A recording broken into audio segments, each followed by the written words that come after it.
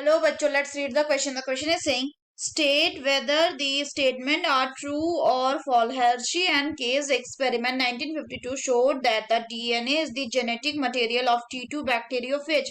तो आइए देखते हैं हम इसका की कंसेप्ट। तो अगर हम बात करें इसके की कंसेप्ट की, तो इसका की कंसेप्ट हो जाएगा हर्शी एंड केज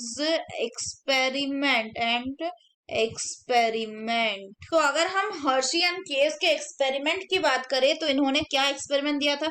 इन्होंने ट्रांसडक्शन एक्सपेरिमेंट दिया था। तो अगर हम बात करें कि इन्होंने क्या किया था, इन्होंने दो बैक्टीरियोफेज पे इन्होंने काम किया था। किस पे? बैक्टीरियोफेज पे। और कैसा बैक्टीरियोफेज? T2 बैक्टीरियोफेज पे इन्होंने काम किया था। तो अगर हम बात करें कि इन्होंने क्या किया, तो इन्होंने दो बैक्टीरियोफेज लिया था। एक बैक्टीरियोफेज जो है उसका उन्होंने किसको लेबल कर दिया था? प्रोटीन कैप्सूल को। तो इस केस में जो बैक्टीरियोफेज है इसमें रेडियो लेवल्ड सल्फर प्रेजेंट है। कहाँ पे? इसके प्रोटीन कोट में। वहीं जो दूसरा बैक्टीरियोफेज था यहाँ पे P32 प्रेजेंट है। कहाँ पे? इसके डीएनए में। और उसके बाद क्या किया? उसके बाद इन्होंने ये जो दोनों बैक्टीरियोफेज है इसको क्या किया?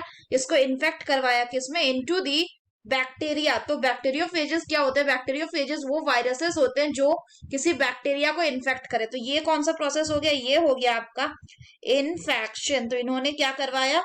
इन बैक्टीरियोफेजेस को इन्फेक्ट करवाया टू दी बैक्टीरिया। तो जब इन्होंने इन्फेक्ट करवाया तो इन्होंने उसके बाद इन्फेक्शन कराने के बाद इन्होंने प्रोसेस किया किसका? ब्लेंडिंग का।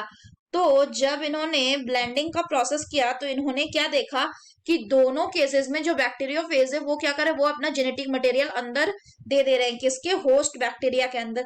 लास्ट में इनको क्या मिला कि जो बैक्टीरियोफेज जिसमें रेडियो लेवल सल्फर था उसके प्रोटीन कोट में, उसमें क्या मिलता है? उसमें हमें कोई रेडियो एक्टिविटी नहीं मिली। सो नो रेडियो एक्टिव, मतलब नो रेडियो एक्टिव यानी S35 जो है वो detective. No radio active S35 detected. लेकिन जिसमें हमने डीएनए को P32 से लेवल किया था उसमें क्या मिला? उसमें रेडियो एक्टिव P32 डिटेक्ट हुआ, इज डिटेक्टेड।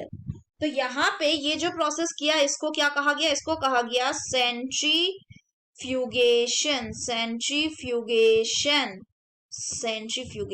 जबकि जिसमें रेडियो एक्टिव S35 जो था वो नहीं डिटेक्ट हुआ। इसका मतलब ये कैसे होंगे? इसमें जो बैक्टीरियोफेजेस बने वो थे अनलेवल्ड बैक्टीरियोफेजेस, लेकिन जिसमें P32 डिटेक्ट हुआ उसमें लेवल्ड बैक्टीरियोफेज मिले। तो इससे इन्होंने कंक्लूड किया था कि जो जेनेटिक मटेरियल है वो क्या है? So the genetic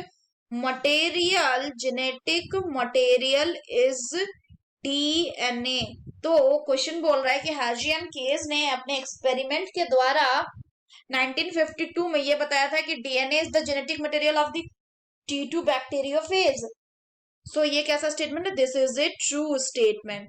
so that's all for the question बच्चों। Hope you understood it well. Best of luck.